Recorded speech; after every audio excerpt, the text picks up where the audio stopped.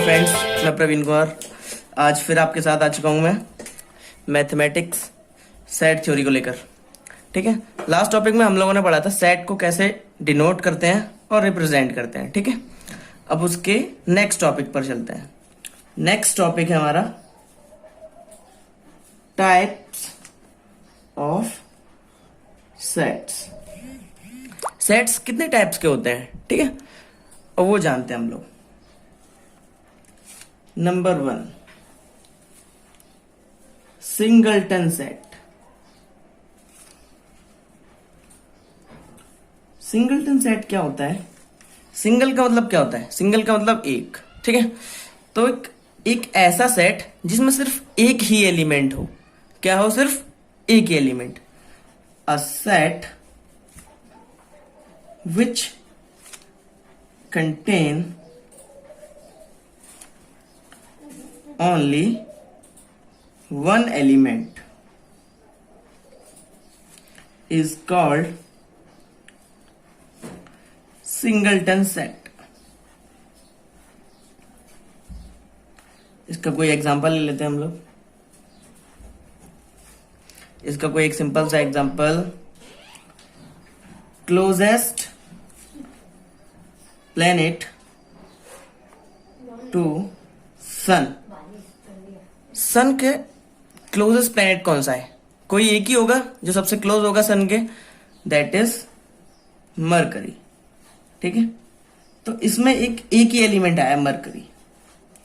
ठीक है, या फिर और कोई एग्जांपल लेते हैं एक और, जैसे कि और क्लियर हो जाए हमारा।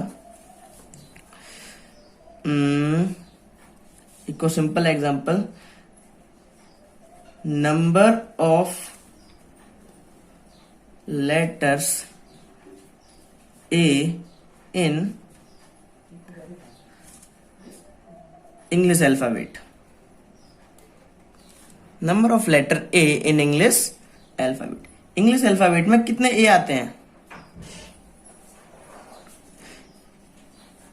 बताइए?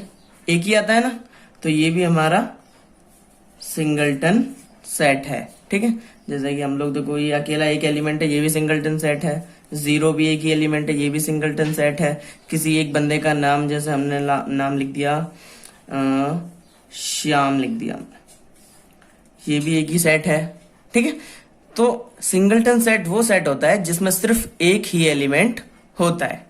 ठीक है, नेक्स्ट पे चलते हैं हम लोग।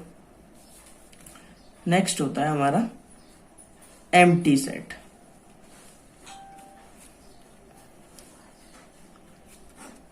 एम्प्टी जैसा कि नाम से पता चल रहा है, एक ऐसा सेट जिसमें कोई भी एलिमेंट्स नहीं होंगे। ठीक है, बिल्कुल वॉइड होगा। अ set which does not contain any element.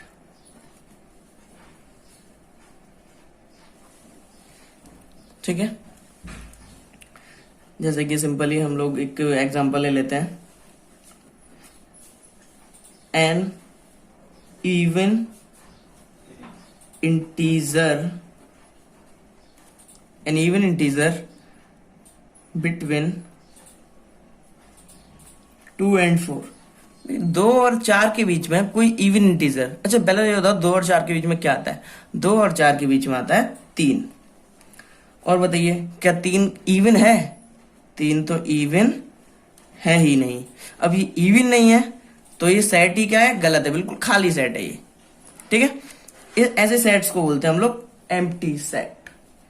ठीक है, अब अगले सेट के बारे में जानते हैं हम लोग। अच्छा, एम्प्टी सेट को हम लोग डिनोट कैसे करते हैं? हम लोग डिनोट कैसे करते हैं एम्प्टी सेट को? ठीक है, एम्प्टी सेट को वॉइड, बिल्कुल खाली ब्रैकेट्स बना देते हैं। ठीक है, ऐसे करके ये एम्प्टी सेट डिनोट हो जाता है। नेक्स्ट 5 से भी डिनोट कर सकते हैं हम इसको। ठीक है, इससे भी डिनोट कर सकते हैं और वॉइड ब्रेसेस बना के भी डिनोट कर सकते हैं हम लोग एम्प्टी सेट को। ठीक है, नेक्स्ट सेट है हमारा फाइनाइट सेट। फाइनाइट सेट क्या होता है? A set which has finite और सर्टेन नंबर ऑफ एलिमेंट्स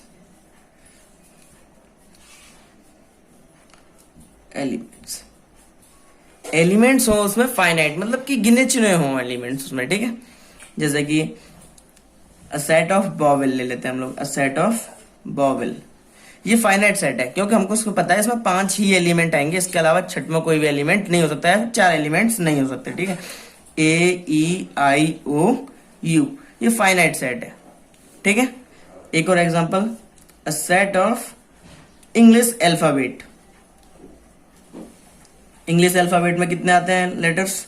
26। 26 के अलावा कोई भी एक एक्स्ट्रा नहीं होगा उसमें, ठीक है। तो इनको बोलते हैं फाइनाइट सेट। तो 3 सेट बताए भी।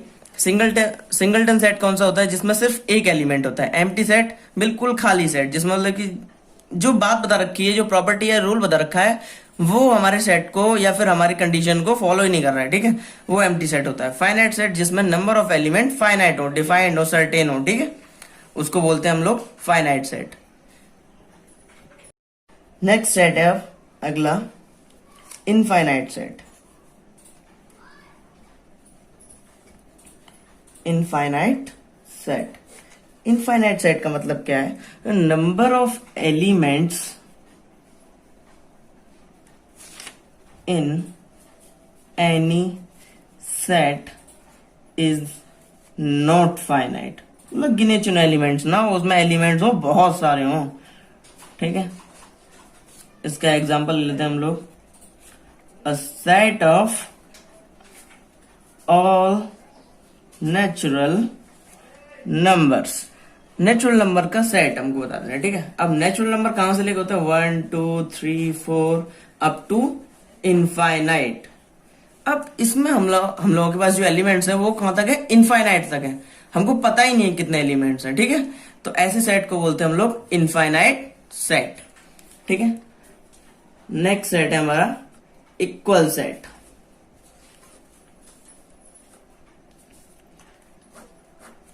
इक्वल सेट्स,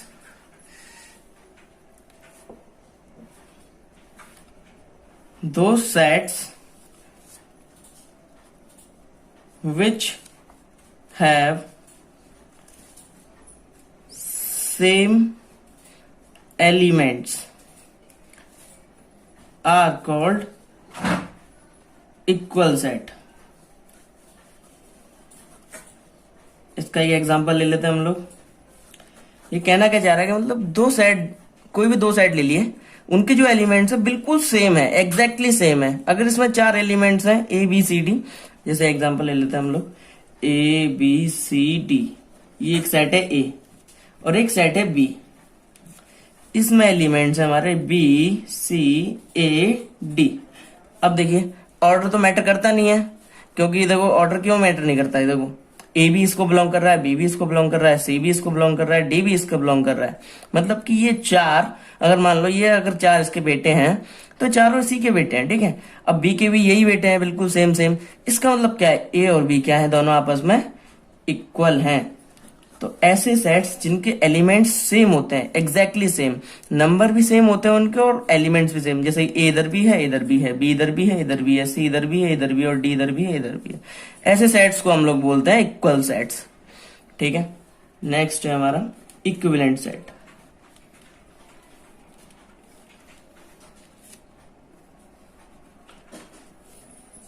दो sets which have number of elements same are called equivalent set, ठीक है। जैसे कि इसका एक एग्जांपल लेते हैं, सिंपली समझ में आ जाएगा आपको।